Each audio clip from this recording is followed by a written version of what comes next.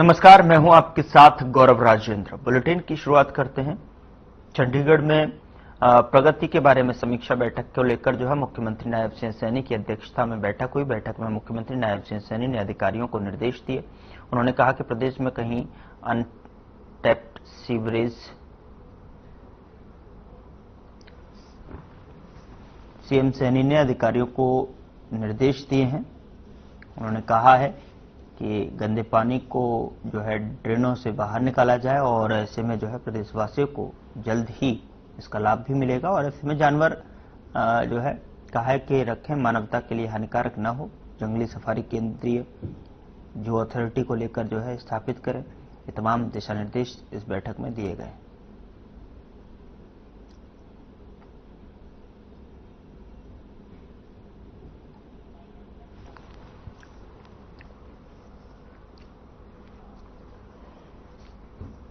चंडीगढ़ में हरियाणा के ऊर्जा मंत्री अनिल विज का बड़ा बयान सामने आया है। इस दौरान उन्होंने कहा कि हमने कभी नहीं कहा कि हम बिजली मुफ्त में देंगे, जबकि विपक्ष इस मुद्दे पर झूठ बोल रहा है। उन्होंने कहा कि 10 साल के बाद बिजली की दरों में मामूली बढ़ोतरी की गई है, जबकि इन 10 सालों में महंगाई भी बढ़ी है और बिजली बनाने के लिए हर चीज के दामों में बढ़ोतरी हुई है। वहीं ऊर्जा मंत्री ने कहा कि 2 किलोवाट तक के घरेलू उपभोक्ताओं के मासिक बिल में साल 2014-15 की तुलना में 49 से 75% तक की कमी आई है, जबकि श्रेणी 2 के अधिकांश उपभोक्ताओं के बिलों में कमी दर्ज की गई है। हम फ्री देंगे, ये तो विपक्षी पार्टियां झूठ बोल रही हैं। 10 साल के बाद बिजली के बिल बढ़ाए गए और वो भी मामूली बढ़ाए गए। 10 साल में महंगाई कितनी बढ़ गई।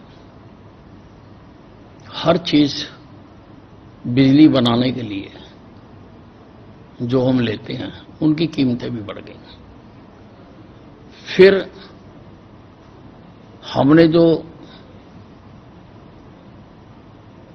2 किलोवाट तक के उपभोक्ता हैं उनका कुछ नहीं बढ़ाया।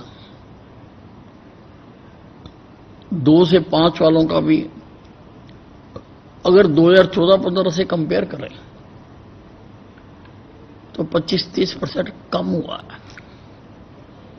जो ये सरकार छोड़ के गए थे, जो आज बोल रहे हैं, जो 5 से ऊपर हैं उनका जरूर थोड़ा बड़ा है। और हमने और भी किया।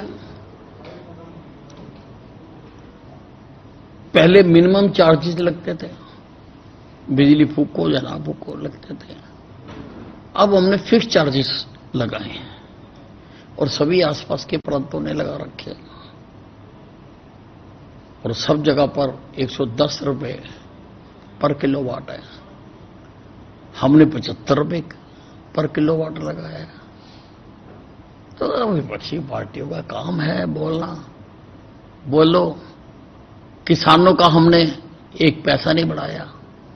उनको पहले भी जिस रेट में मिलती थी उसी रेट में उनको आज मिल रही है।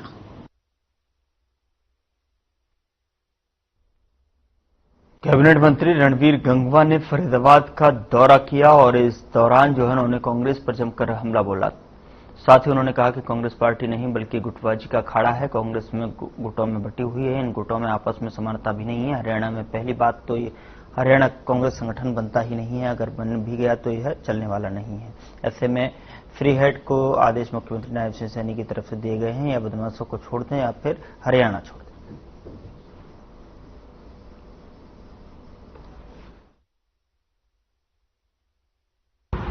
हमने पुलिस को पूरी छूट दे दी है। माननीय मुख्यमंत्री महोदय ने इस बात के सख्ती से आदेश दिए हैं कि जो भी कोई क्राइम करता है उनकी हरियाणा में कोई जगह नहीं है। अगर कोई क्राइम करेगा तो या तो उनकी जगह जेलों में होगी या वो बदमाशी छोड़ दे। ये सख्ती से आदेश दे दिए है। कम उनके खिलाफ सख्ती से निपटने का काम जो है हरियाणा पुलिस के द्वारा किया जा रहा है। और जहां तक कांग्रेस की बात है, कांग्रेस तो केवल और केवल अगर सरकार कितने अच्छे काम करे फिर भी उन लोगों को केवल विरोध करना है। स्वस्थ प्रजातंत्र के अंदर अगर सरकार अच्छे कार्य करती है तो विरोधी दल के लोग हैं उनको भी उनकी प्रेज करनी चाहिए।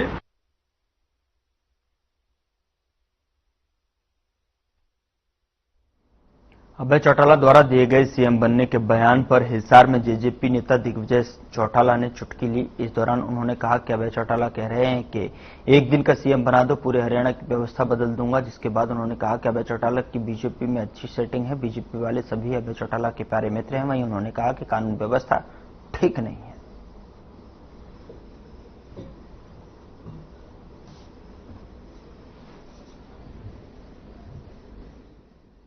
अच्छी सेटिंग है बीजेपी में, कर लें, एक दिन बन जाए, कौन सा रोक रहा है कोई। हो सकता है एक दिन के लिए वो उनके सारे जानकार हैं, यार प्यारे मित्र हैं, एक दिन के लिए कह दें भाई तुम चले जाओ बाहर आज। अरे क्यों हमारे बीच में झगड़ा कराओ, अभी तो ये तो सब मिलजुल के सारा विपक्ष मिल करके इनकी लड़ाई लड़ रहा है, मैं सबको क्रेडिट दूंगा। मैंने तो सुनी हुई बात बता रहा हूं, तो आप लोग मीडिया बताते हुए वहां अच्छे हो गए हालात, मैंने कहा भाई सुनते थे वहां ज्यादा खराब है। क्या पता क्या फर्क है जी, वो तो ये बताएंगे क्या फर्क है, नियत में फर्क है, मुख्यमंत्री की कंट्रोल नहीं है, सरकार ऊपर से चल रही है। मैं बार बार तो कह रहा हूं ये बात, अगर कोई प्रावधान करके देख लो, कौन रोक है। तो एक दिन वो वाले को बना के देख लो।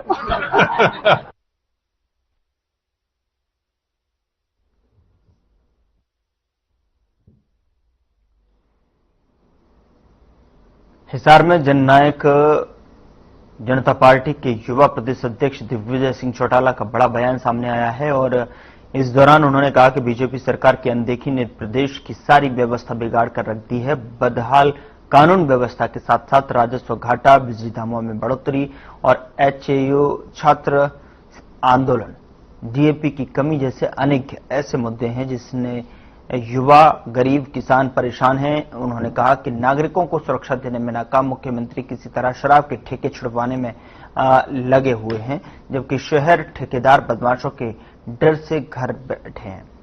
ठेके कम बिकने की वजह से जो है इस बार आबकारी राजस्व घाटे में जाता दिख रहा है। आबकारी राजस्व घाटे की पूर्ति के लिए सरकार बिजली के दामों में बढ़ोतरी कर जनता पर बोझ डाल रही है।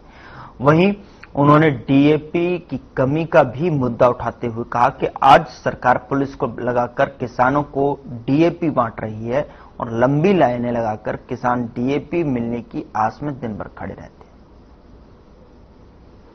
कार्टून के अंदर एक टैगलाइन दी थी कि या तो बदमाशी छोड़ दो या हरियाणा छोड़ दो। मुझे अचंभा होता है, मैं एनालाइज कर रहा था, अभी सतीश जी से बात कर रहा था, मैंने कहा मुझे डाटा प्रोवाइड करवाएं। आपको अचंभा होगा कि हरियाणा में पिछले एक महीने में, वैसे तो 2 महीने का डाटा कंपाइल कर रहे थे मगर मैं 1 महीने की बात कर लेता हूं, प्रत्येक दिन 3 से 4 मर्डर हो रहे हैं, जो कि हरियाणा के एवरेज से 4 गुना ज्यादा है। 14 लूटपाट, डकैती, मोलेस्ट्रेशन जैसी घटनाएं हो रही हैं, जो कि एवरेज से 4-5 गुना ज्यादा है। हरियाणा के अंदर रेप की घटनाएं 3 गुना ज्यादा बढ़ चुकी हैं। मैं ये बेस्ड ऑन जो डाटा आप मीडिया के लोग शेयर करते हैं उसी के आधार पर बता रहा हूं, सरकार के आधार पर नहीं, सरकार तो छुपाती है डाटा। उन्होंने बंद नहीं किया। जिस यूनिवर्सिटी का वो गरूर कर रहे हैं, जो हमारे पुरखों ने बनाई है, चोचरण सिंह, जिस यूनिवर्सिटी का नाम हो, चोचरण सिंह कौन है, जिसकी कुर्बानी इस देश के करोड़ों किसानों के लिए रही, उसके नाम पर उन्हीं के अनुयायियों के बच्चों पर वार कौन कर रहा है? वो लोग जिनका चोचरण सिंह से कोई लेना देना नहीं, वास्ता नहीं, वो हमें राह दिखा रहे हैं। जी गलती तो ये हमारे से हुई है कि हमने आपको इस रास्ते लगा दिया। क्या करें, मेरे पिताजी ने उठा के बनवाया था, अब क्या करें जी, समय की बात होती है, गलतियां हमारे से कई हुई हैं, अब उनका भुगतान हम ही करेंगे और कौन। हम जी 9 मिनट का आंदोलन उठा लेंगे, पर उन्होंने हमारे साथ ऐसा कोई कार्यकाल नहीं किया है। पहले 8 डिमांडों में से दूसरी डिमांड का 1/4 हिस्सा पूरा करके वो हमें कह रहे हैं आंदोलन उठा लीजिए। उनका केवल एक ही मकसद है कि कैसे आंदोलन उठ जाए। हम जी आज 21वां दिन है आंदोलन का, हम वही बैठे हैं। हमारा कोई ऐसा राजनीतिक वो नहीं था, हमको सबने सपोर्ट किया क्योंकि हम जो लड़ाई लड़ रहे हैं वो सच के बुनियाद पे लड़ रहे हैं और वो सच्चाई हमें इस जो हमारे साथ गलत हुआ है उसके हमें यूनिटी देती है और हमारे साथ सब कुछ जुड़ चुका है। इसमें हमारे सारे विपक्ष के नेता हो गए, पक्ष के कुछ लोग हैं जो सामने नहीं आ रहे हैं, हमारे स्टूडेंट ऑर्गेनाइजेशन है, किसान यूनियन है, हमारे साथ सब जुड़ चुकी हैं। हमने 2 तारीख का अल्टीमेटम दे दिया है कि हम 11 से 3 बजे तक उस गेट को बंद कर देंगे। एक सांकेतिक तौर पे रहेगा।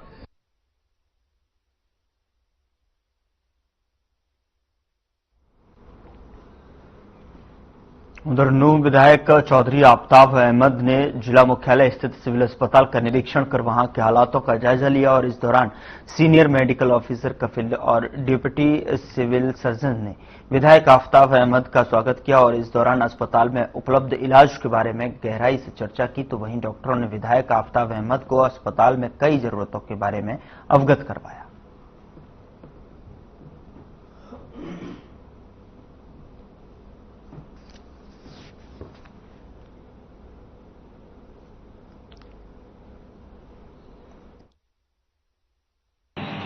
पहले फ्रिज थे हमारे पास डीप फ्रीजर, लेकिन वो काफी पुराने हो गए थे, उनकी काफी बार रिपेयर हो चुकी थी और उनकी कूलिंग उसके अंदर सस्टेन नहीं कर पाई थी, बॉडी लग रही थी।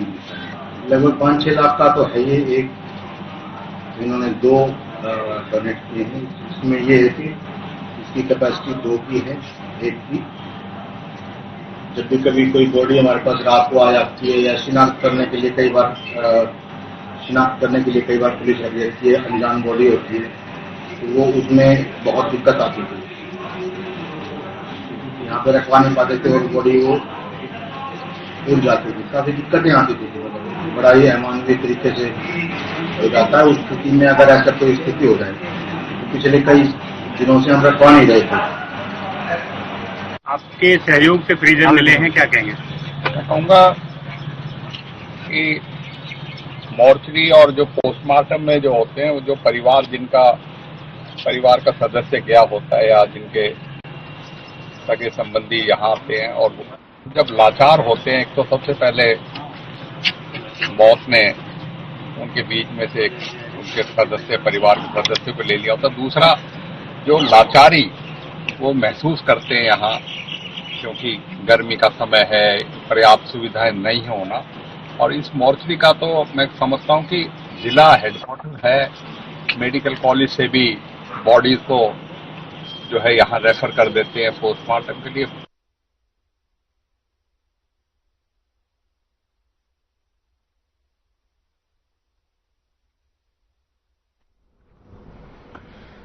उधर इंद्री में नंबरदार एसोसिएशन के चुनाव में धर्म सिंह नंबरदार को सर्वसम्मति से नंबरदार एसोसिएशन का प्रधान चुना गया और इस दौरान नई कार्यकारिणी का गठन भी किया गया। मौके पर काफी संख्या में नंबरदार मौजूद रहे। वहीं एसडीएम से मुलाकात की। इस अवसर पर एसडीएम अशोक मुंजाल ने उनकी बधाई दी और बताया कि नंबरदारों की मानदेय सुविधा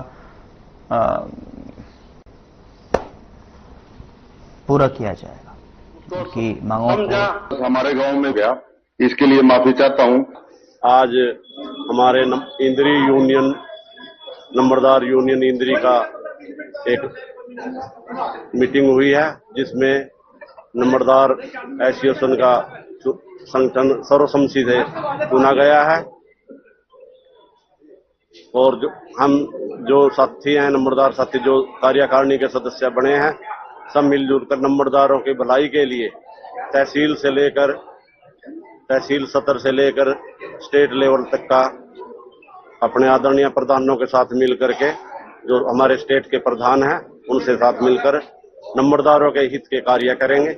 जो नंबरदारों की समस्या उन्हें सरकार के सामने रखेंगे।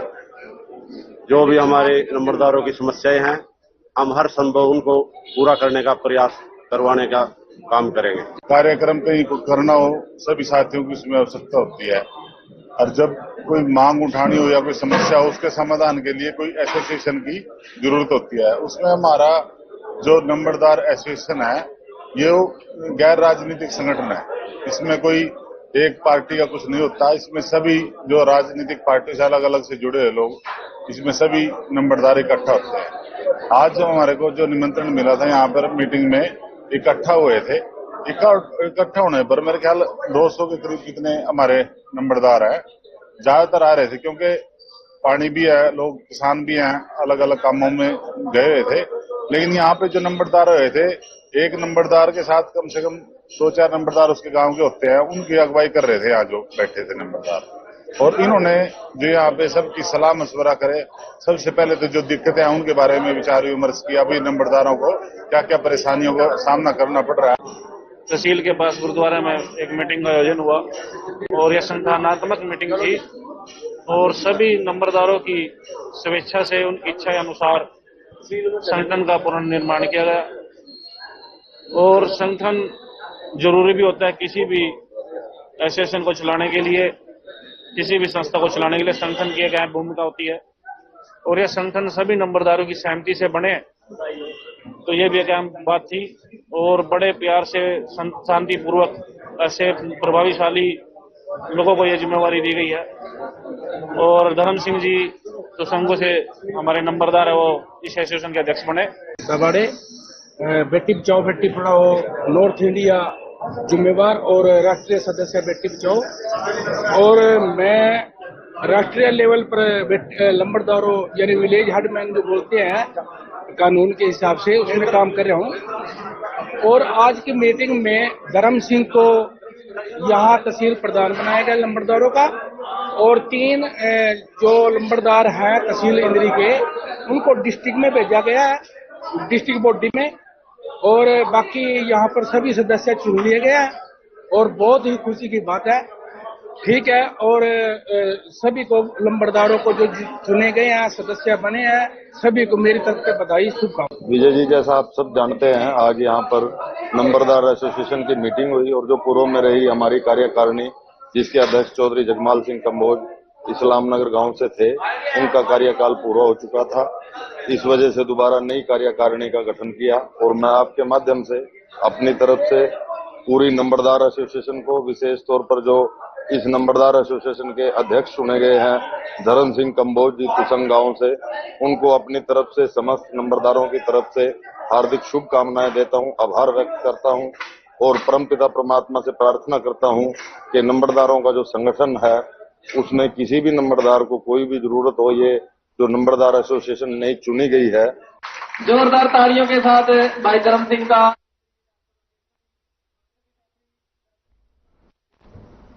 उधर हिसार में एक युवती से रेप के आरोप में फंसे अखिल भारतीय विश्नोई महासभा के पूर्व अध्यक्ष देवेंद्र बुडिया को पुलिस ने सोमवार को कोर्ट में पेश किया, तो वहीं कोर्ट ने सुनवाई के बाद उन्हें 14 दिन की न्यायिक हिरासत में भेजने के आदेश जारी किया है। हालांकि कोर्ट से बाहर निकलते ही बुडिया की तबीयत अचानक खराब हो गई। पुलिसकर्मियों ने उन्हें सहारा देकर गाड़ी तक पहुंचाया, तो वहीं इस दौरान कोर्ट परिसर में बुडिया की पेशी के चलते भारी भीड़ देखी गई। भारी संख्या में लोग बाहर जमा थे। पुलिस की गाड़ी तक उन्हें जाते हुए देखा गया।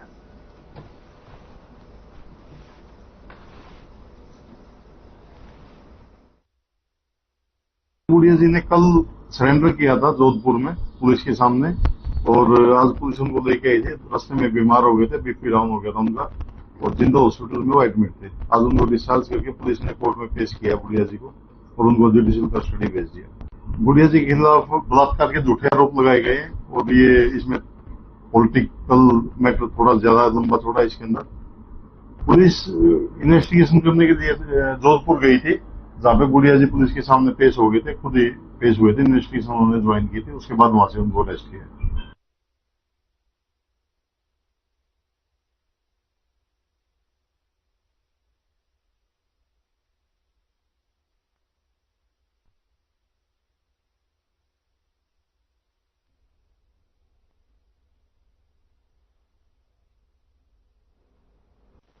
रतिया में मेडिकल स्टोरों पर धड़ल्ले से नशे का कारोबार फल फूल रहा है और नशा माफिया बेखौफ नशा बेच रहे हैं। और आपको बता दें कि गुप्त सूचना के आधार पर रतिया में सीएम फ्लाइंग की टीम ने ड्रग कंट्रोलर के साथ में 4 मेडिकल स्टोर पर दस्तक दी, लेकिन घंटे जांच जो है पड़ताल किसी मेडिकल स्टोर से कोई नशीली दवाइयां बरामद नहीं।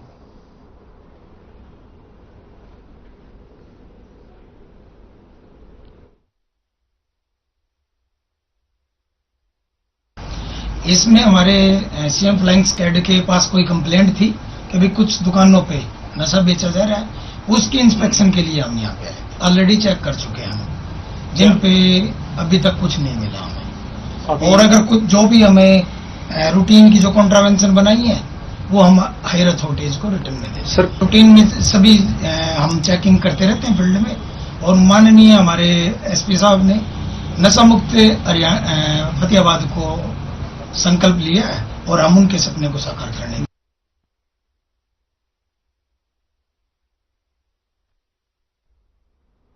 उधर सीएम सैनी ने मुख्यमंत्री आवास पर मीडिया वेल विंग एसोसिएशन के अध्यक्ष चंद्रशेखर धरणी से मुलाकात की और आपको बता दें कि प्रतिनिधिमंडल से भी उन्होंने भेंट की है। कैशलेस पॉलिसी के विषय पर चर्चा हुई। अधिकारियों को इस नीति के कार्यान्वयन के विषय में दिशा निर्देश दिए।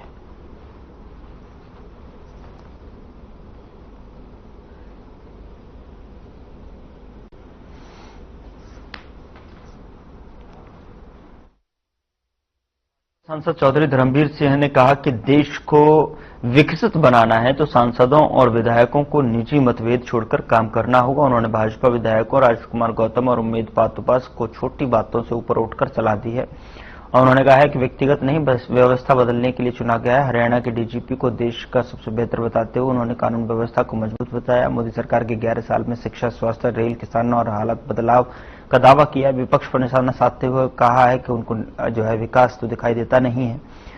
5 साल तक मुख्यमंत्री बन सकते हो।